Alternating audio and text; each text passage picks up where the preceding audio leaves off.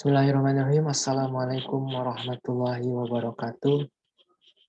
Sebelumnya, perkenalkan, nama saya Zain Ahmad Raihan dengan NIM 2410470 dari kelas hukum perusahaan kelas C dengan dosen Profesor Budi Agus Siswandi. Di sini saya akan menjelaskan mengenai badan usaha milik desa atau BUMDes. Adapun daftar bahasan yang akan saya sampaikan ini pertama mengenai pengertian, kedua dasar hukum, tiga bagaimana tata cara pendirian, keempat kelembagaan, dan kelima permodalan BUMDes. Pengertian badan usaha milik desa.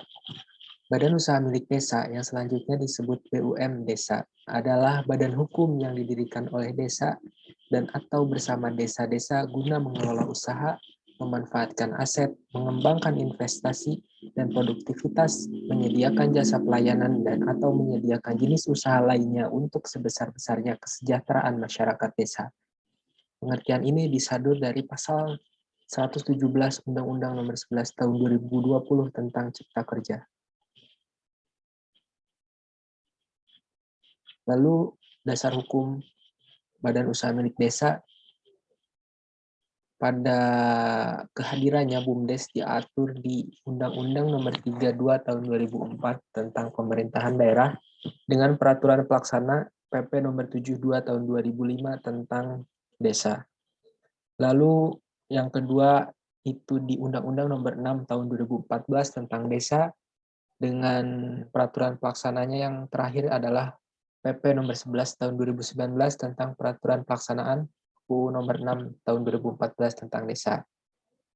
Dan pada perkembangan yang teraktual, Badan Usaha Milik Desa diperbaharui dengan Undang-Undang Nomor 11 Tahun 2020 tentang Cipta Kerja, yang saat ini sedang dinyatakan berlaku secara bersyarat oleh Mahkamah Konstitusi selama 2 tahun ke depan supaya DPR bisa membuat undang-undang yang mengatur mengenai pembentukan undang-undang dengan cara Omnibus Law. Dengan peraturan pelaksana mengenai badan usaha milik desa ini di PP nomor 11 tahun 2021 tentang badan usaha milik desa. Dan kedepannya saya bersumberkan materi-materi BUMDes ini berdasar PP nomor 11 tahun 2021. Selanjutnya mengenai tata cara pendirian. Berdasarkan pasal 2 PP 11 tahun 2021, dikenal dua jenis badan usaha milik desa, yakni BUMDes dan BUM Desa Bersama. Berikut merupakan perbedaannya. BUMDes itu hanya didirikan oleh satu desa dan forumnya dinamakan musyawarah desa dan ditetapkan melalui peraturan desa. Sementara BUM Desa Bersama didirikan oleh dua desa atau lebih, yang mana forumnya merupakan musyawarah antar desa dan ditetapkan dalam peraturan bersama kepala desa. Selanjutnya, alur pendaftaran Badan Hukum BUM Desa berdasarkan PP 11 tahun 2021 dan Rapermen Desa PDTT tentang penyelenggaraan dan pembinaan BUM Desa. Yang pertama yaitu pengajuan nama. Lalu ketika nama sudah diajukan, itu nama dari BUM Desa itu bisa memenuhi ketentuan dan bisa tidak memenuhi ketentuan. Jika memenuhi ketentuan, maka akan berlanjut ke musyawarah desa atau musyawarah antar desa. Setelah itu, ketika sudah tercapai kata mufakat, maka BUM Desa akan didaftarkan. Pengisian formulir elektronik di Sistem Informasi Desa yang meliputi nomor pengajuan, nama BUM Desa, jenis BUM Desa, nama administratif desa pendiri, yang diunggah dengan data pendukung yaitu berita acara Musdes, Perdes, ADART, dan Proker. Jika sudah, maka disubmit ke data yang terintegrasi secara otomatis. Jika sudah disetujui semuanya, maka akan diterbitkan sertifikat sebagai badan usaha milik desa sebagai badan hukum berdasarkan dari Kemendes, Kemenkumham yang menerbitkan sertifikat pendaftaran badan hukum BUMDesa secara elektronik. Selanjutnya mengenai kelembagaan BUMDes. Di dalam Peraturan Pemerintah Nomor 11 Tahun 2021, lembaga BUMDes itu terdiri atas organisasi BUMDes dan pegawai BUMDes.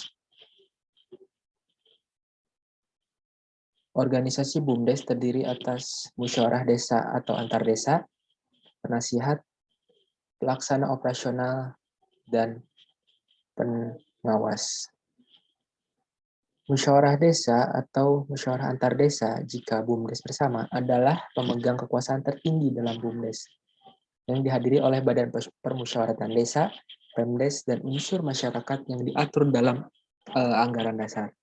Kewenangan musyawarah desa di dalam pasal 17 PP 11 2021 diantaranya adalah menetapkan pendirian BUMDesa atau BUMDesa bersama, lalu menetapkan anggaran dasar BUMDes bersama dan perubahannya, bahas memutuskan jumlah pengorganisasian, hak dan kewajiban, serta kewenangan pihak penerima kuasa fungsi kepenasihatan BUMDesa. Musyawarah desa ini terdiri atas musyawarah desa tahunan dan musyawarah desa khusus. Organ yang kedua adalah penasihat. Penasihat dijabat secara rangkap oleh kepala desa atau pihak yang diberi kuasa oleh kepala desa. Kewenangan penasihat diantaranya adalah menyepakati anggaran rumah tangga BUMDesa bersama pelaksana operasional dan pengawas. Sementara tugas penasihat, salah satunya adalah memberikan masukan dan nasihat kepada pelaksana operasional. Organisasi yang ketiga adalah pelaksana operasional atau entrepreneur desa. Diusulkan dan diangkat oleh musyawarah desa.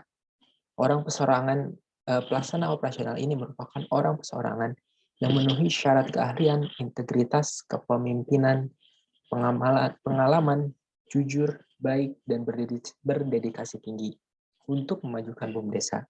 Kewenangan pelaksana operasional salah satunya adalah mengambil keputusan terkait operasionalisasi usaha BUMDesa sesuai garis kebijakan, dan yang kedua mengkoordinasikan pelaksanaan usaha BUMDesa baik secara internal maupun dengan pihak lain. Sementara tugas dari pelaksana operasional, salah satunya adalah menjalankan segala tindakan yang berkaitan dengan pengurusan BUMDesa atau BUMDesa bersama. Organ yang keempat adalah pengawas, atau ini lebih ke untuk menjaga masyarakat dari perwakilan masyarakat agar BUMDesa bisa berjalan sesuai dengan garis kebijakan yang telah diatur di dalam musyawarah desa. Sama seperti pelaksana operasional, pengawas diusulkan dan diangkat oleh musyawarah desa. Persyaratannya juga sama, harus seorang yang integritas, memiliki pengalaman yang jujur, baik, berdedikasi tinggi untuk memajukan BUMDesa. Kewenangan pengawas salah satunya adalah melaksanakan dan melaporkan audit investigatif dalam hal terindikasi kesalahan dalam pengelolaan BUMDesa. Sementara tugas pengawas salah satunya adalah melakukan pengawasan terhadap kebijakan pengurusan dan jalannya pengurusan BUMDesa atau BUMDesa bersama. Selanjutnya, selain dari organisasi BUMDes, kelembagaan BUMDes juga terdiri atas pegawai BUMDes.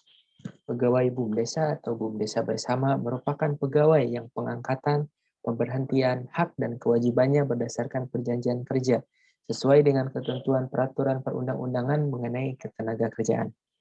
Pegawai ini terdiri atas 3 ya. Yang pertama adalah sekretaris, yang kedua bendahara, dan yang ketiga pegawai lainnya. Sekretaris dan bendahara bertugas membantu pelaksanaan wewenang dan tugas dari pelaksana operasional, pengangkatan dan pemberhentian. Sekretaris dan bendahara diputuskan melalui musyawarah desa atau musyawarah antar desa dan ditetapkan oleh pelaksana operasional. Sementara pegawai lainnya diangkat dan diberhentikan oleh pelaksana operasional. Dan terakhir mengenai permodalan BUMDes. Berdasarkan pasal 40 ayat 1 PP nomor 11 tahun 2021 tentang BUMDes, modal BUMDesa atau BUMDesa bersama terdiri atas 3. Yang pertama penyertaan modal desa, yang kedua penyertaan modal masyarakat desa, dan yang terakhir bagian dari laba usaha yang ditetapkan dalam musyawarah desa atau musyawarah antar desa untuk menambah modal. Perbedaan antara penyertaan modal desa dan penyertaan modal masyarakat desa terletak dari sumber dari mana penyertaan modal tersebut didapat. Jika penyertaan modal desa itu didapat dari anggaran pembelanjaan desa atau APB desa atau APB masing-masing desa yang ditetapkan peraturan desa atau peraturan bersama kepala desa. Sementara penyertaan modal masyarakat desa itu bersumber dari lembaga berbadan hukum, lembaga tidak berbadan hukum, orang persorangan, gabungan orang dari desa atau dari desa-desa setempat.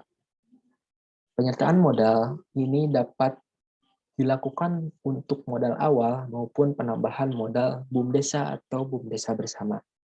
Serta penyertaan modal desa maupun masyarakat desa dapat berupa uang dan atau barang selain tanah dan bangunan.